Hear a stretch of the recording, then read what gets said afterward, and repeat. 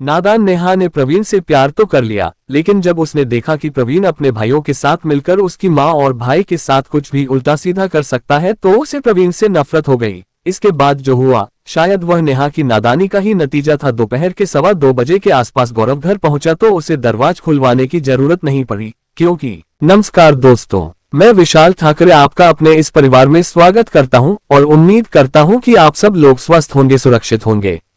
दोस्तों, कहानी शुरू करें उससे पहले अगर आप अपने इस परिवार में नए हैं या अभी तक अपने चैनल को सब्सक्राइब नहीं किया है तो सबसे पहले मेरी रिक्वेस्ट है कि आप चैनल को सब्सक्राइब कर लें और बेल आइकन प्रेस करना ना भूलें आगे आने वाली वीडियो की नोटिफिकेशन के लिए।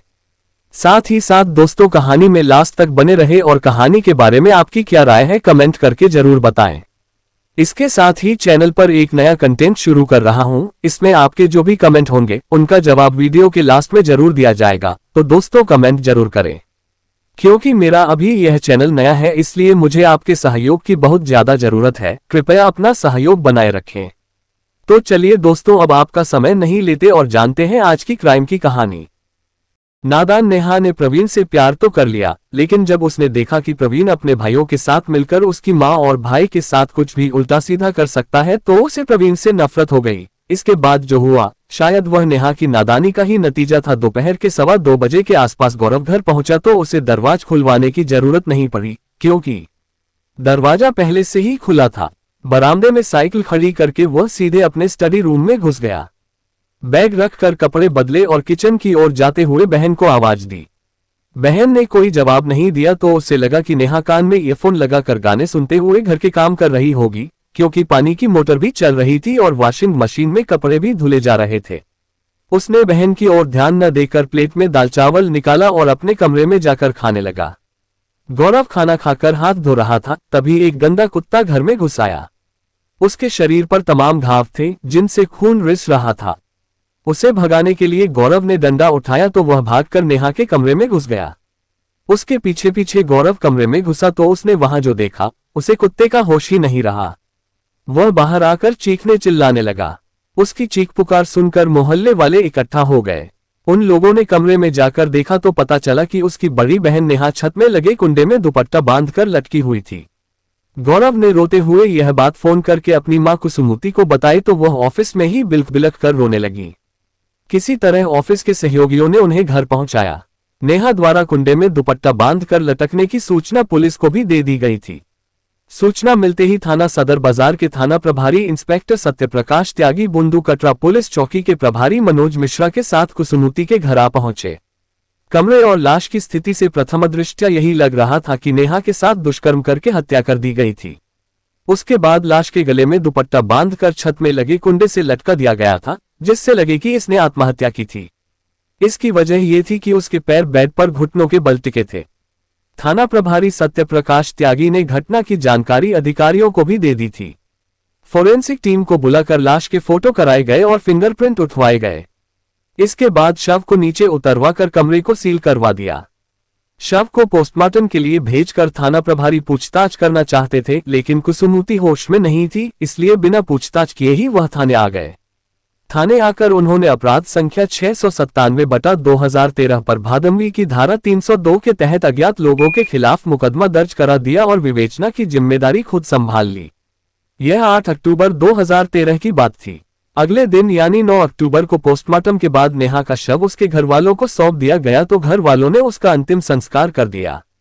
10 अक्टूबर 2013 की दोपहर को यही कोई 1:30 बजे कुसुमती थाने पहुंची और थाना प्रभारी सत्यप्रकाश त्यागी को एक तहरीर दी, जिसमें उन्होंने नेहा की हत्या का आरोप अपने घर के सामने ही रहने वाले ओम प्रकाश के 3 बेटों प्रवीण, प्रमोद उर्फ कलुआ और राहुल के साथ इनके चचेरे भाइयों सुनील तथा दीपू पर लगाया था। थाना प्रभारी सत्यप्रकाश त्यागी ने उन लोगों को नामजद करने की वजह पूछी तो कुसुमती ने कहा, सर आप इन लोगों को गिरफ्तार तो कीजिए, वे खुद ही नेहा की हत्या की वजह बता देंगे। कुसुमती ने अपनी यह बात जिस दृढ़ता और विश्वास के साथ कही थी, उससे थाना प्रभारी को उनके आरोप में दम नजर आया। उन्होंने नामजद लोगों को गिरफ्तार करने के लिए उनके घरों पर छापा मारा तो सभी के सभी फरार मिले। इस बात से थाना प्रभारी का संदेह और बढ़ गया। उन्हें लगा कि नेहा की हत्या में इन लोगों की कोई न कोई भूमिका जरूर है। लेकिन इंस्पेक्टर सत्यप्रकाश त्यागी को नेहा की पोस्टमार्टम रिपोर्ट मिली तो उसे पढ़कर उन्हें झटका सा लगा, क्योंकि पोस्टमार्टम रिपोर्ट के अनुसार नेहा की मौत लटकने से ही हुई थी।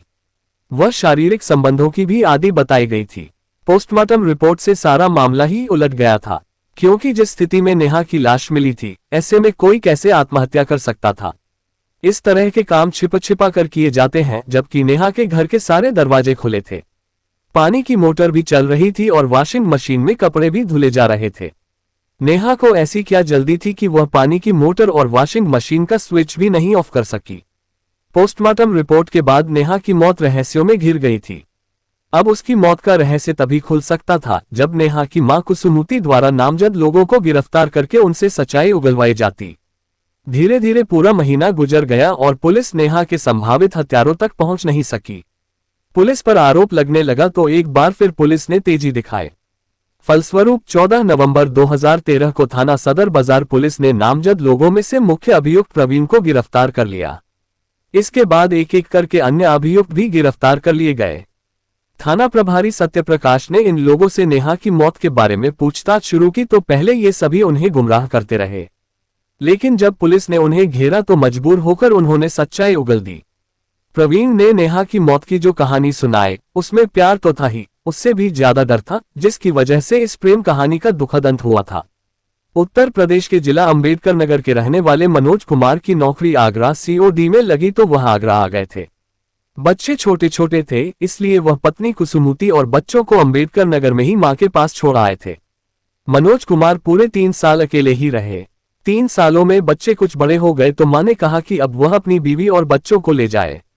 मनोज कुमार अपने परिवार को आगरा लाने की तैयारी कर ही रहे थे कि मात्र 30 साल की उम्र में ही अचानक उनकी असमय मौत हो गई। तब उनके बच्चों में बेटी नेहा 6 साल की थी तो बेटा गौरव 3 साल का। कुसुमूती की मांग ही नहीं, जिंदगी भी सूनी हो चुकी थी। वह अपना दुख लेकर बैठी रहती तो उनके बच्चों का क्या होता। वह अपना दुख भूलकर बच्चों की परवरिश में लग गईं। 6 महीने बाद उन्हें पति की जगह सीओडी में नौकरी मिल गई तो वो बच्चों को लेकर आगरा आ गईं। वह आगरा आकर उसी मकान में रहने लगी थी जिसमें मनोज कुमार रहते थे। कुसुमूती की सास भी साथ आई थी। बहू जब पूरी तरह व्यवस्थित हो गई तो वह अंबेडकर नगर वापस लौट गईं। सास के जाने के बाद बच्चों को लेकर घर से इतनी दूर अकेले जीवन गुजारना कुसुमूती के लिए एक बड़ी चुनौती थी, लेकिन कुसुमूती ने इस चुनौती को स्वीकार किया। एक एक करके 16-17 साल बीत गए। इस बीच उन्होंने अपनी कमाई से नगला भवानी सिंह में अपना मकान खरीद लिया था। अपना घर हो गया तो कुसुमूती का ये शहर अपना हो गया। जिन दिनों कुसुमूती ने नगला भवानी का अपना नया मकान खरीदा था, उन दिनों नेहा पास के ही केंद्रीय विद्यालय में 9वीं में पढ़ती थी तो उसका भाई गौरव 6वीं में। भाई बहन मां के संघर्ष को देख रहे थे, इसलिए मेहनत से पढ़ाई करने के साथ साथ हर काम में मां की मदद भी करते थे। कुसुमूती के घर के ठीक सामने मकान नंबर 153 में ओम प्रकाश कुशवाहा अपने भाई चंद्रभान कुशवाहा के साथ रहते थे। ओम प्रकाश विद्युत विभाग में नौकरी करते थे। उनके परिवार में पत्नी राजो के अलावा 3 बेटे प्रमोद, प्रवीण और राहुल तथा एक बेटी कृष्णा थी। नौकरी के दौरान ही ओम प्रकाश की मृत्यु हो गई तो उनकी जगह पत्नी राजो को नौकरी मिल गई थी। नौकरी मिलने से राजो का गुजर तो आराम से होता रहा, लेकिन उसके तीनों बेटे उसके नियंत्रण से बाहर हो गए थे। मन होता था तो कोई कामधाम कर लेते, अन्यथा मां की तनख्वाह तो मिलती ही थी, उसी से मौज करते थे। उसी मकान के आधे हिस्से में ओम प्रकाश के भाई चंद्रभान कुशवाहा का परिवार रहता था। उसकी भी मौत हो चुकी थी। उसका चाट पकौड़ी का काम था। असमय मौत के बाद उसका ये जमाजमाया व्यवसाय बंद हो गया था, क्योंकि उसके दोनों बेटों दीपू और सुनील ने इसे संभाला ही नहीं। मरने से पहले चंद्रभान बेटी बीना का ब्याह कर गया था। घर में पत्नी राजवती दोनों बेटों के साथ रहती थी। ओम प्रकाश और चंद्रभान के 5 बेटों में से कोई भी ज्यादा पढ़ा लिखा नहीं था। राजो और राजवती ने अपने अपने बेटों को संभालने की भरसक कोशिश की थी, लेकिन जवान हो चुके 5 लड़के उनके काबू में नहीं आए। वो हर रोज कोई न कोई ऐसा कारनामा कर आते कि राजो और राजवती का सिर नीचा हो जाता। इन 5 भाइयों की ऐसी करतूतें हैं कि पूरा मोहल्ला इन्हें 5 कौरव कहता था। नौकरी की वजह से राजो को अपना घर परिवार चलाने में कोई परेशानी नहीं होती थी, लेकिन कमाई का कोई साधन न होने की वजह से राजवती को परेशानी हो रही थी। काफी कहने सुनने के बाद सुनील एक गारमेंट कंपनी में ठेकेदारी करने लगा, जहां से उसे ठीक ठाक कमाई होने लगी थी। पास में पैसा आया तो उसके ऐब और बढ़ गए थे। भाई की कमाई पर दीपू भी ऐश कर रहा था। उसके पास कोई कामधाम तो था नहीं, इसलिए वह मोहल्ले में दबंगई करने लगा। कुछ दिनों बाद सुनील का चचेरा भाई प्रमोद भी उसी के साथ ठेकेदारी करने लगा था। उसके पास भी पैसा आया तो वह भी घमंडी हो गया। भाइयों की देखा देखी प्रवीण का मन भी कुछ करने को हुआ। वह भी चाहता था कि हर समय उसकी जेब में 1000-2000 रुपए पड़े रहें। इसके लिए उसने एक मोबाइल कंपनी की एजेंसी में नौकरी कर ली। उसी बीच उसकी नजर घर के सामने रहने वाली कुसुमूती की जवान हो रही बेटी नेहा पर पड़ी तो उसके लिए उसका दिल मचल उठा। प्रवीण उम्र में उससे 3-4 साल बड़ा था, लेकिन चाहत उम्र कहाँ देखती है। उम्र के अंतर के बावजूद प्रवीण नेहा को चाहने लगा तो उस तक अपनी चाहत का पैगाम भेजने की कोशिश करने लगा। शुरू में उसने आंखों से इशारा किया, इस पर नेहा ने उसकी ओर ध्यान नहीं दिया। तब उसने उसे रास्ते में रोकना शुरू किया। शुरू में तो नेहा प्रवीण को इग्नोर करती रही, क्योंकि वह प्रेमवेरम के पचड़े में नहीं पड़ना चाहती थी। लेकिन जब प्रवीण उसके पीछे हाथ धोकर पड़ गया तो धीरे धीरे वह भी उसे पसंद करने लगी। लेकिन उसकी यह पसंद शादी वाली नहीं थी, वह सिर्फ उससे दोस्ती करना चाहती थी। ये बात मन में आते ही उसने प्रवीण को नजरअंदाज करना बंद कर दिया। इसके बाद वह अपने कुछ कीमती पल उसके साथ शेयर करने लगी। मिलने जुलने में ही उनकी ये दोस्ती प्यार में बदल गई, जिसका आभास नेहा को काफी देर से हुआ। फिर तो जब तक वह दिन में 1-2 बार प्रवीण को देख न लेती, उसे चैन ही न मिलता।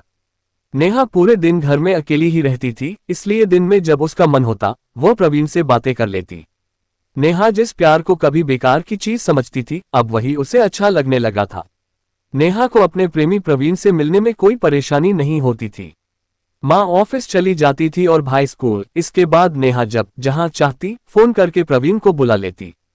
फिर दोनों घंटों प्यार में डूबे रहते। प्रवीण का कुसुमूती की अनुपस्थिति में उसके घर ज्यादा आना जाना हुआ तो आस पड़ोस वालों को अंदाजा लगाते देर नहीं लगी कि मामला क्या है। फिर इस बात की जानकारी कुसुमूती को भी हो गई, लेकिन उन्होंने कभी नेहा पर यह नहीं जाहिर होने दिया कि उन्हें उसके और प्रवीण के संबंधों का पता चल गया है। हाँ, वह बेटी को घुमा फिरा कर जरूर समझाती रहती थी कि प्यार व्यार सब बेकार की चीजें हैं, लड़कियों को इन सब पचड़ों में नहीं पड़ना चाहिए। नेहा माँ के इशारों को समझती थी, लेकिन अब तक वह प्रवीण के प्रेम में इस कदर डूब चुकी थी कि चाह कर भी वह उससे अलग नहीं हो पा रही थी, क्योंकि अब तक उसके प्रवीण से शारीरिक संबंध भी बन चुके थे। माँ के ड्यूटी पर और भाई गौरव के स्कूल जाने के बाद नेहा घर में अकेली रह जाती थी। फिर क्या था, वह जब चाहती प्रवीण को बुला लेती और जैसा आनंद चाहती निश्चिंत होकर उठाती थी। कभी प्रवीण से दूर भागने वाली नेहा अब उसके साथ विवाह करके पूरी जिंदगी बिताना चाहती थी। लेकिन अचानक एक ऐसी घटना घट गई जिसे देखकर नेहा का विचार एकदम से बदल गया। प्रवीण के साथ पूरी जिंदगी बिताने का सपना देखने वाली नेहा उससे दूर भागने लगी। दरअसल हुआ ये कि 14 सितंबर 2013 को नगला भवानी सिंह के ही मकान नंबर 163 में रहने वाले बंगाली बाबू की बेटी ममता अचानक घर से गायब हो गई। बंगाली बाबू ममता की शादी तय कर चुके थे और पूरे जोर शोर से शादी की तैयारी कर रहे थे। ऐसे में बेटी का गायब हो जाना उनके लिए किसी आघात से कम नहीं था। उन्होंने थाना सदर बाजार में ममता की गुमशुदगी दर्ज करा दी। थाना सदर बाजार पुलिस ने जब इस मामले में जांच की तो पता चला कि ममता को मोहल्ले का ही राहुल भगा ले गया है। राहुल प्रवीण का छोटा भाई था। ममता को भगाने में प्रवीण और उसके अन्य भाइयों प्रमोद, सुनील और दीपू ने भी उसकी मदद की थी। पुलिस ने इन्हें गिरफ्तार करना चाहा तो सभी घर से फरार हो गए। पुलिस ने राहुल और उसके भाइयों को गिरफ्तार करने के प्रयास किए तो राहुल ने वकील के माध्यम से ममता को अदालत में पेश करके धारा 164 के तहत अपने पक्ष में बयान दिला दिया। ममता बालिग थी ही, अदालत ने ममता को राहुल के साथ रहने की इजाजत दे दी। राहुल बंगाली बाबू के सामने ही उनकी बेटी को लेकर अपने घर में रहने लगा।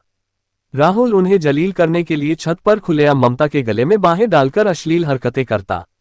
बंगाली बाबू ने टोनका तो राहुल ही नहीं, प्रवीण, प्रमोद, दीपू और सुनील उन्हें गंदी गंदी गालियां देते हुए धमकी देने लगे कि वे उनकी छोटी बेटी को भी ममता की तरह भगा ले जाएंगे।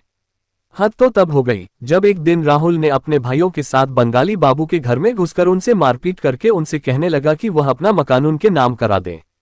नेहा का प्रेमी प्रवीण भी अपने भाई राहुल की हर बुरे काम में पूरा सहयोग कर रहा था।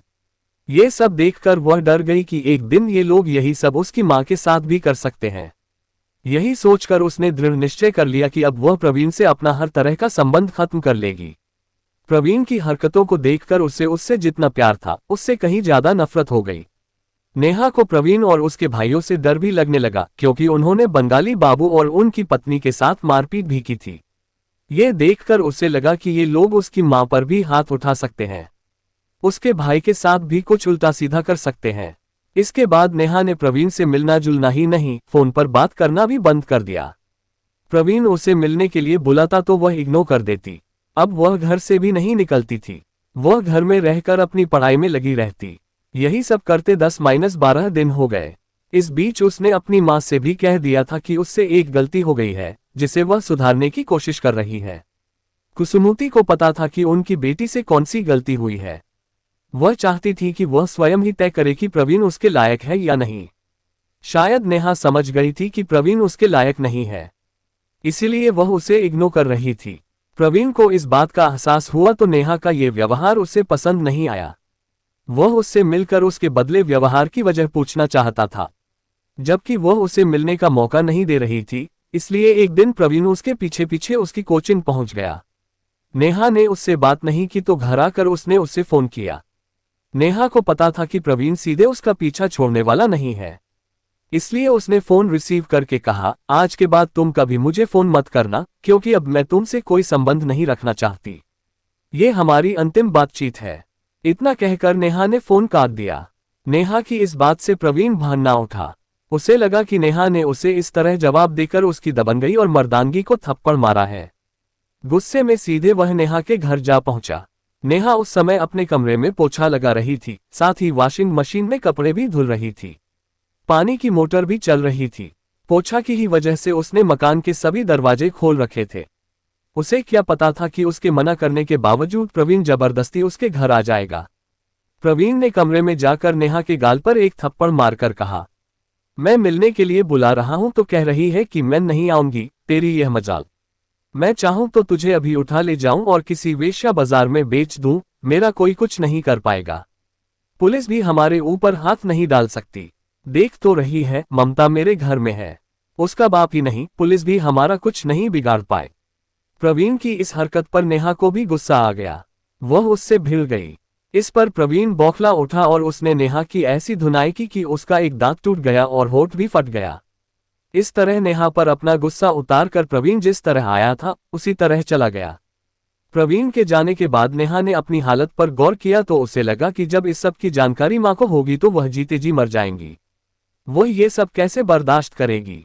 जिस बेटी पर उन्होंने ईश्वर से भी ज्यादा विश्वास किया, उसने उन्हें इतना बड़ा धोखा दिया। वह जानती थी कि प्रवीण अपने भाइयों के साथ मिलकर कुछ भी कर सकता है, जब चाहे उसे उठा ले जा सकता है, उसकी मां की भी बेइज्जती कर सकता है, उसके भाई के साथ भी कुछ उल्टा सीधा कर सकता है। ये सब सोचकर वह डर गई। उसे लगा कि अगर कुछ ऐसा होता है तो ये सब उसी की वजह से होगा। तब उसे लगा कि अगर वह नहीं रहेगी तो ये सब होने से बच जाएगा। यही सोचकर उसने तय किया कि अब वह नहीं रहेगी। फिर उसने गले में दुपट्टा बांधकर आत्महत्या कर ली। प्रवीण के इस बयान के बाद पुलिस ने उस पर आत्महत्या के लिए प्रेरित करने का मुकदमा दर्ज कर कोर्ट में पेश किया, जहां से उसे जेल भेज दिया गया। उसके बाकी भाइयों के नाम निकाल दिए गए। नेहा की मां ने इन 5 कौरवों के डर से वह मोहल्ला छोड़ दिया है। उन्हें लगता है कि पुलिस ने उनके साथ न्याय नहीं किया है। वह इस मामले की जांच सीबीसीआईडी से कराना चाहती हैं। दोस्तों, कहानी को लास्ट तक सुनने के लिए आपका तहे दिल से धन्यवाद। उम्मीद है कि कहानी में कुछ भी ऐसा नहीं होगा जो आपको अटपटा लगा हो। कहानी के बारे में आपकी क्या राय है कमेंट करके जरूर बताएं, क्योंकि आपके कमेंट्स मेरे लिए बहुत मायने रखते हैं। तो चलिए दोस्तों, मिलते हैं फिर कल एक नई क्राइम की सच्ची कहानी के साथ। तब तक के लिए अपना ख्याल रखें। जय हिंद दोस्तों, जय भारत।